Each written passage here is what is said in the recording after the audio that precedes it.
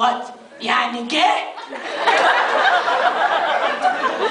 This summer I got back at her. This summer I finally got back at her. We were walking in a funeral and I just looked at her and I went, Auntie, Habibti, you're next.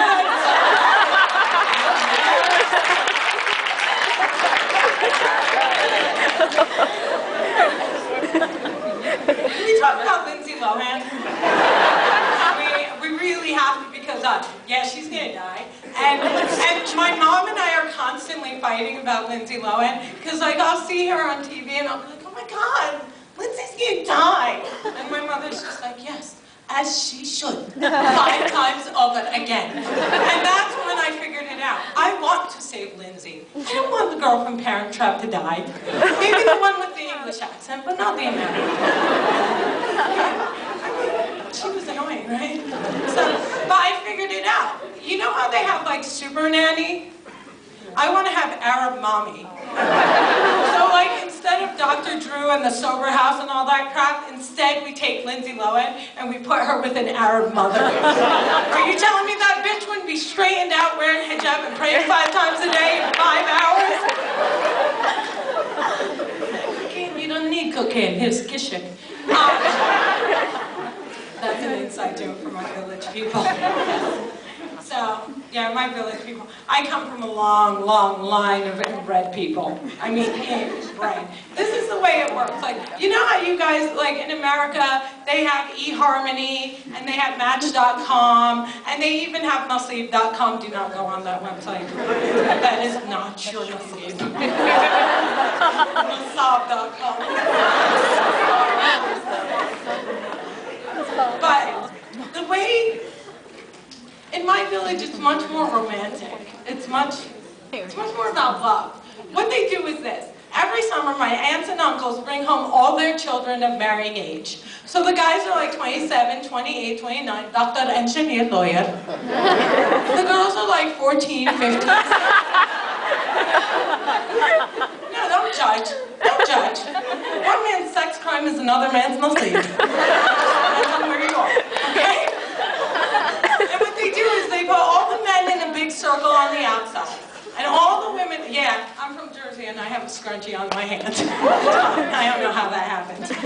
Please take it out of the Facebook pictures. Okay, so all the men are on the circle on the outside. All the women are in the circle on the inside. And they, you know, they rotate to win Adam Allah, win Adam Allah. And wherever you land, that's who you're marrying.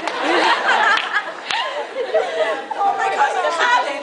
It was like when the music stopped and he saw who he was across from this summer, he was like, oh, hell no. There's no way. And his father was like, Daddy, this is your nasib, and you're gonna do it. And he was like, Dad, I can't. There is no way I can marry her. And his father was like, Wadak, you spit in the face of Allah. You would marry this girl. And he was like, Dad, she's my sister.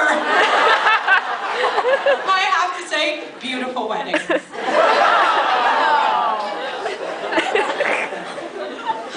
How you guys doing? What do you think about Muammar Gaddafi? Are you a fan of Muammar Gaddafi? Does everyone know who Muammar Gaddafi is? He's like the Arab Tila Tequila. Every time he does something, I'm like, no. Why couldn't we have Barack as a Muslim instead of him? That's okay. Barack's such a disappointment. I'll get back to him. So, yeah, he makes me so sad. He does. I just want to shake him. But not in a violent way, just in a cerebral palsy hug. I feel like he needs that kind of tough love. Yeah, so anyway, I turned 33. It's my Jesus year. And I decided I'm either going to get married or crucify myself. So, believe it or not, August 8th, I got engaged, bitches.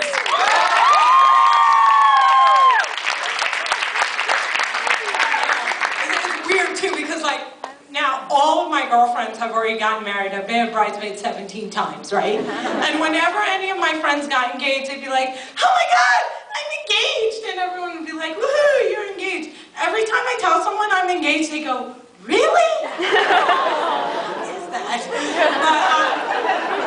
Yeah, I mean, 33 is 67, so it's pretty amazing. And But I want to tell you guys a trick. And for all my single ladies, when you're done living your life and you get your education and you realize that if you don't get married today, you'll die alone and be eaten by your cat, I know where to find the perfect husband. Because you know where I went to find my husband? Gaza. That's right. I found my husband in Gaza. And you want to know why I decided to go to Gaza? Because I knew it would be the best place to catch a husband because they have nowhere to run. It's like shooting fish in a barrel. That's the idea. So I went to Gaza because, of course, they had nowhere to run. And I had a strategy, which was I took my passport and I framed it in gold. And I walked through the refugee camp and I going, "You want a visa, baby?" And of course, this dude was like, "Yeah."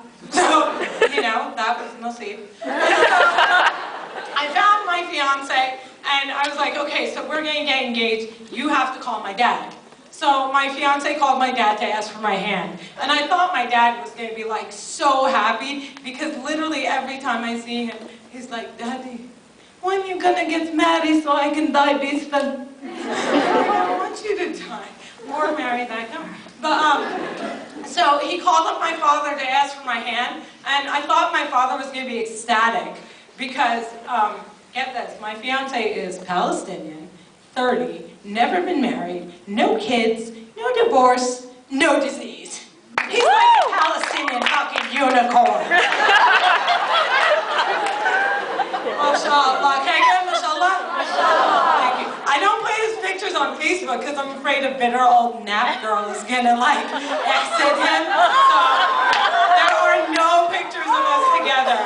That is so funny. If you go on Dean's page and look for a guy that looks like the Mexican version of Bert from Sesame Street, that's him. So, yeah, he called my dad to ask for my hand. And my dad's first response was, "No, she's crazy, don't do it." So my fiance's like, "La, you know, I really want to marry her." And my father's like, okay, if you for surely gonna marry her, I just gotta tell you, in my village, we buy every girl she getting married $30,000 worth of gold.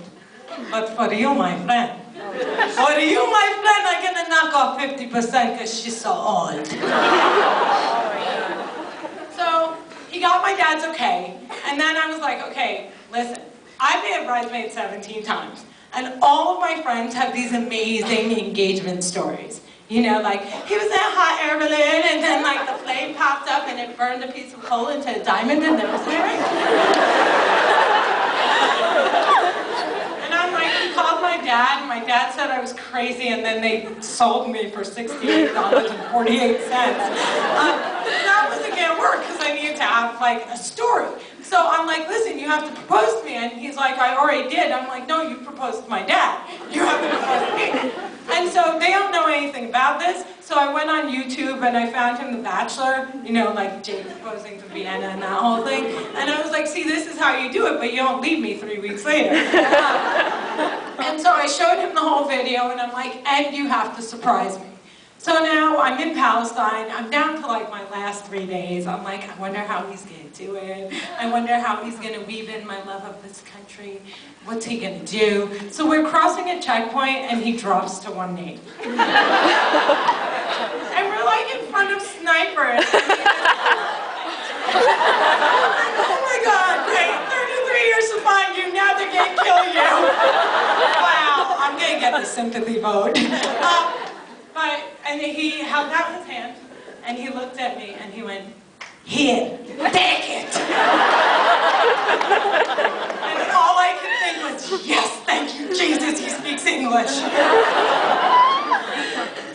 So I brought my fiance to America, and I do recommend if you're getting old and there's a chance that you'll die alone and never have kids, going to Gaza and getting a free husband. But I do warn you that it's kind of like shopping online. Once it gets to America, not quite as good as when it was over there.